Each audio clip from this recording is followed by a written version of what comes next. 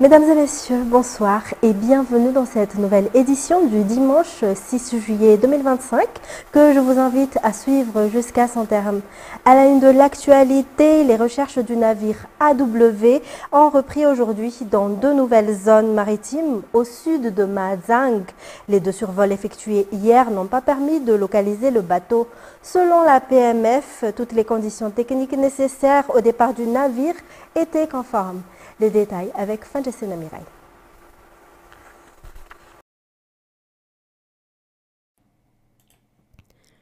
Les opérations de recherche aérienne d'hier se sont concentrées sur deux zones maritimes situées au nord des îles Comores et de Mayotte.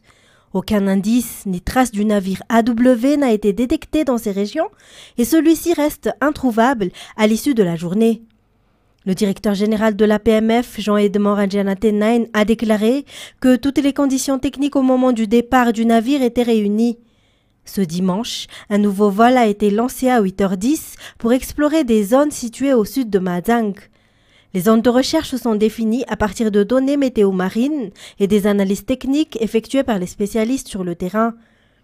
Cela fait désormais 3 semaines que le navire AW, parti de Mahajang le 16 juin à destination des Comores, est porté disparu.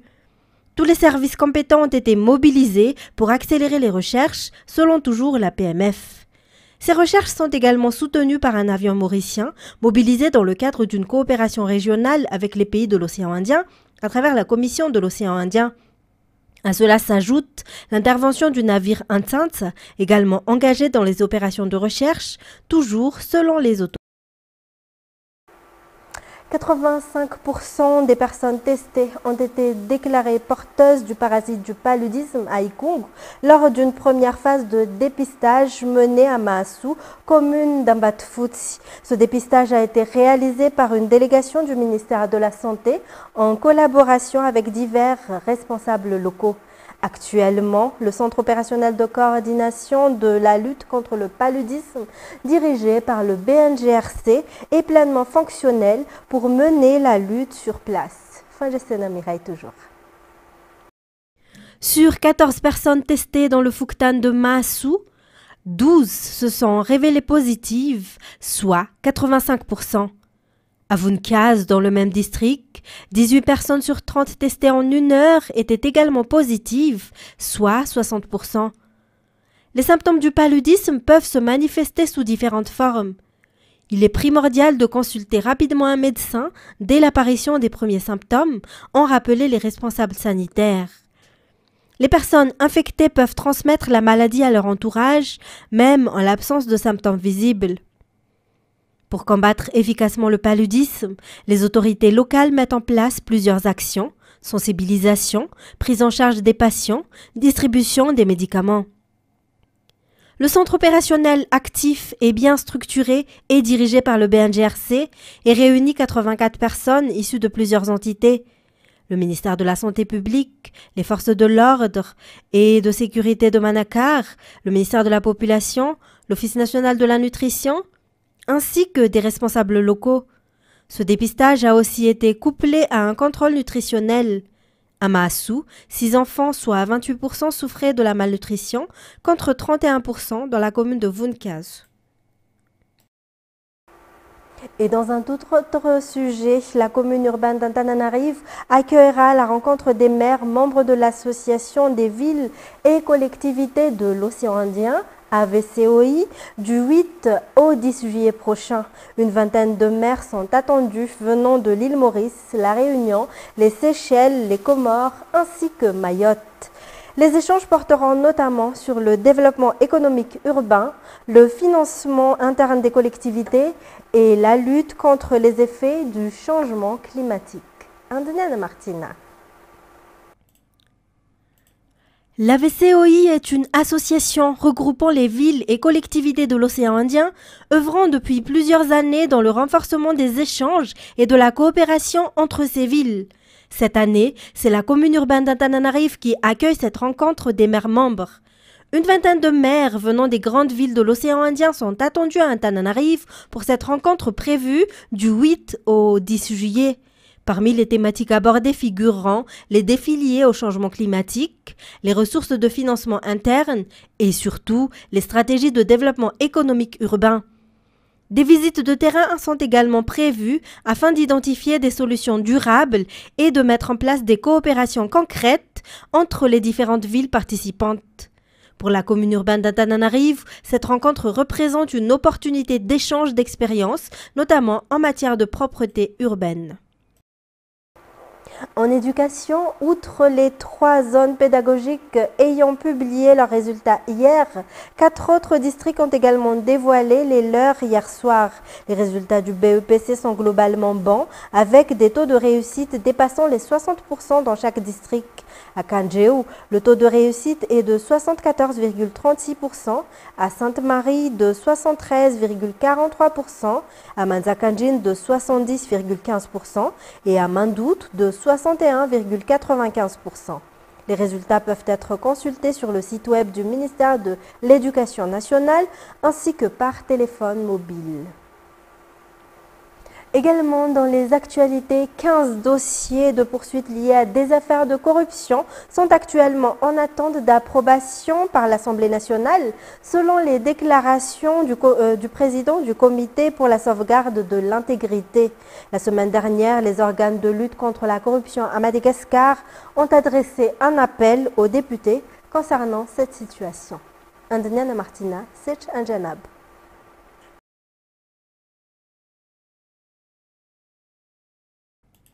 La semaine dernière, les institutions de lutte contre la corruption à Madagascar ont présenté devant l'Assemblée nationale le plan national de lutte contre la corruption pour les 5 prochaines années. Elles ont également présenté leur rapport d'activité pour l'année 2024 devant les députés. À cette occasion, le président du CSI a lancé un appel pour que les dossiers de poursuite impliquant des personnes bénéficiant d'immunité soient examinés de manière prioritaire, car ces protections constituent un frein à la lutte contre la corruption dans le pays.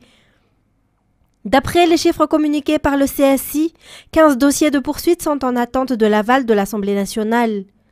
Il est nécessaire d'engager une réforme du cadre légal pour permettre la poursuite des personnes intouchables, a insisté le président du CSI. L'implication active des pouvoirs législatifs est essentielle pour cela. Il a également évoqué le lancement de la nouvelle stratégie nationale de lutte contre la corruption pour la période 2025-2030 qui entre actuellement dans sa phase de mise en œuvre. Toutes les méthodes et mécanismes y seront mis en place avec l'espoir que cette stratégie portera ses fruits à travers le travail des institutions concernées. Dans un tout autre sujet, la soie obtenue d'un papillon peut être transformée en fil et donner naissance à des œuvres d'art. À Madagascar, c'est un secteur encore peu exploité, mais qui recèle de grandes potentialités. Suivons le détail dans ce focus de Fandesena Mireille et Yves Janel. La soie de papillon est une matière première de grande qualité pouvant être utilisée dans un artisanat unique et original.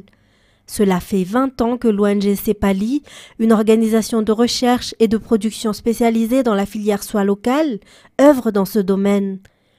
Elle est basée à Marwantsech dans la région Analanzrouf.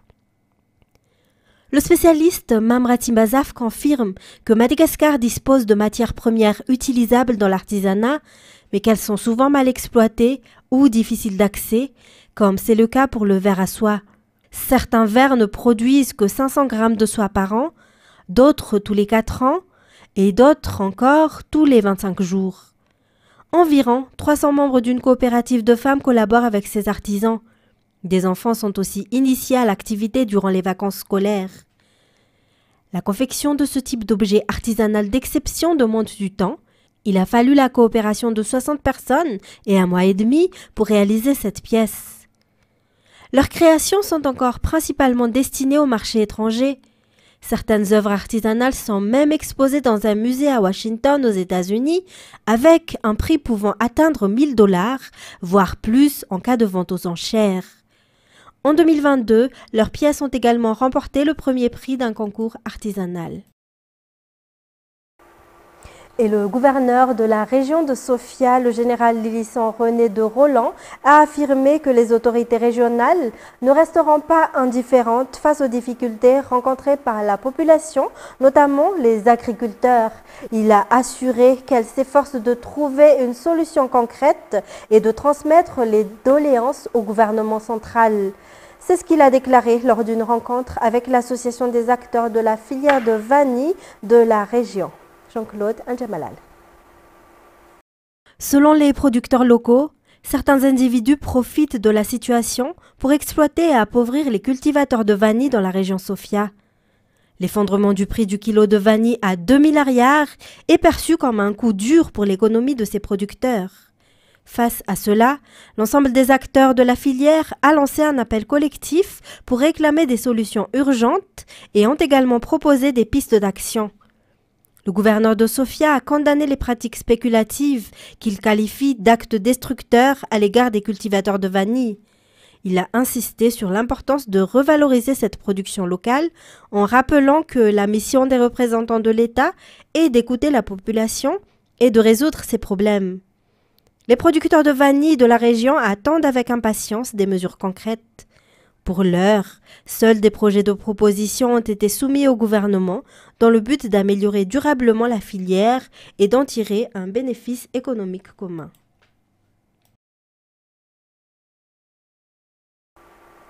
Dans la page culturelle, Toufjay fait partie des artistes qui valorisent la culture malagasy. Il célèbre cette année ses 25 ans de scène. C'est un chanteur malagasy très connu pour ses nombreuses chansons d'amour. Il rencontrera ses fans le 10 août prochain au Palais des Sports, Mamasson. Toufjay est un artiste qui fait connaître et valorise la culture malgache. Il est célèbre à Madagascar et aussi à l'étranger grâce à ses chansons. Des titres comme Tenmami, Simistoanor ou Tembaou sont des chansons d'amour très appréciées par ses fans. Cela fait maintenant 25 ans qu'il est monté sur scène. Ce sera un moment pour revivre et partager de bons souvenirs avec son public. Le 10 août prochain, il rencontrera ses fans au Palais des Sports de Mamasson. La dernière fois que l'artiste Toufjay est monté sur scène à Mamasson, c'était en 2009. Au mois de mars dernier, il a déjà fait des spectacles en Europe. Et c'est ce qui nous conduit aux actualités internationales. Sans Xi Jinping ni Vladimir Poutine, les BRICS vont tenter en sommet dimanche et lundi à Rio de Janeiro de faire bloc dans un monde bouleversé par les initiatives de Donald Trump, face auxquelles la prudence devrait toutefois être de mise. France 24. Une ville sous haute sécurité policière pour un sommet des BRICS de la plus haute importance. Le Brésil de Lula da Silva accueille les principales puissances émergentes, dont l'Inde, l'Afrique du Sud ou encore les Émirats arabes unis, pour parler de collaboration économique et commerciale. Un sommet qui intervient cette année sur fond de tensions géopolitiques et de guerres commerciales menées par les États-Unis. Sur ce dernier point, les pays du BRICS veulent mettre en garde Donald Trump. Face à la résurgence du protectionnisme, il appartient aux pays émergents de défendre le modèle commercial multilatéral et de réformer l'architecture financière internationale.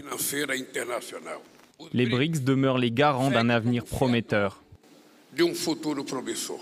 Le président brésilien se présente comme l'un des leaders du Sud global. Il milite notamment pour trouver une alternative au dollar pour les échanges commerciaux au sein du groupe.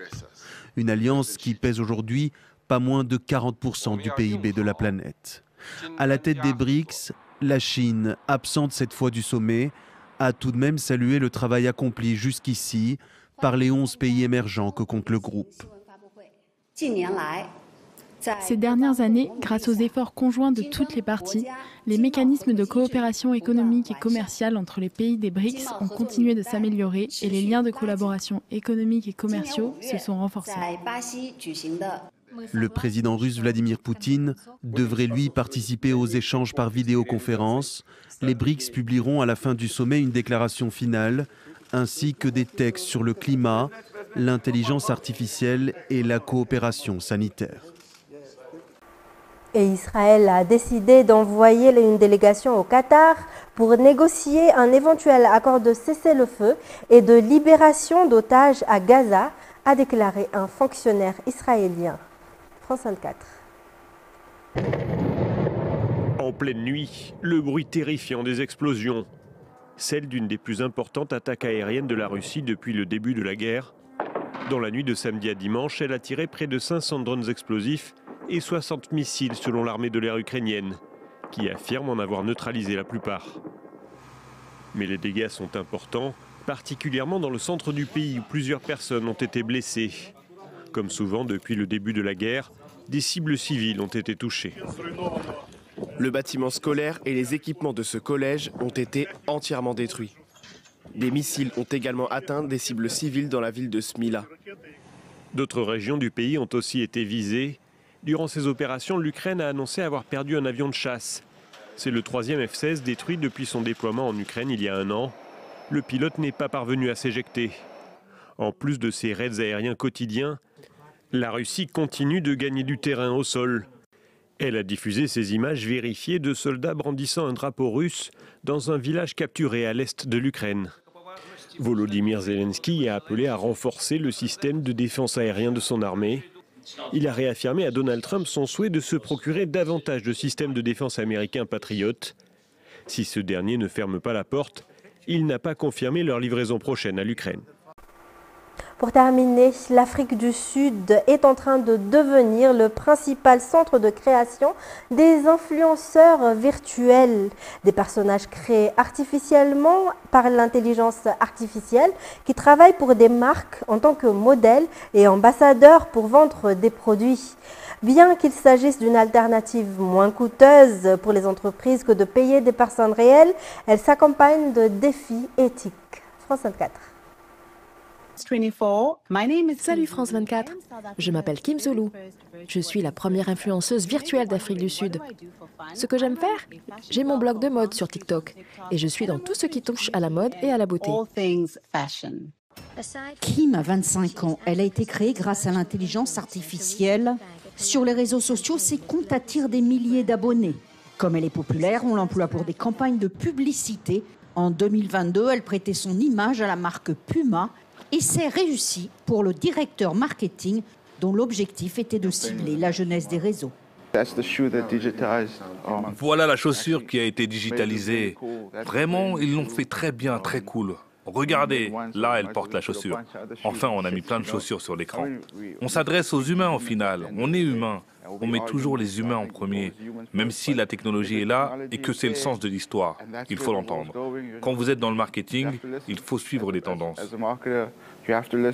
Ce marché des influenceurs virtuels est estimé à 5 milliards d'euros.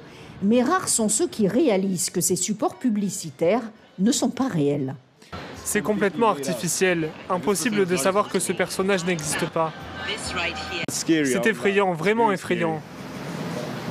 C'est vraiment réaliste. Je n'aurais jamais pu imaginer que ce n'est pas réel si vous ne m'aviez pas dit que c'était de l'intelligence artificielle. On devrait utiliser l'IA pour des choses bien plus importantes, comme aider les gens dans le monde qui ont des vrais problèmes. Parce que franchement, il y a plein de gens compétents dans ce monde qui peuvent parler de maquillage et de vêtements. Et pourtant en Afrique du Sud, ça marche. Voilà la petite sœur de Kim. Elle s'appelle Tabi pour la vie. Et voilà, c'est la fin de cette édition. Mesdames et messieurs, merci à vous d'avoir été avec nous jusqu'à son terme. Toute l'équipe de la rédaction vous donne rendez-vous dès demain pour de nouvelles actualités. Et restez avec nous avec le film de la soirée Guns Up. Au revoir.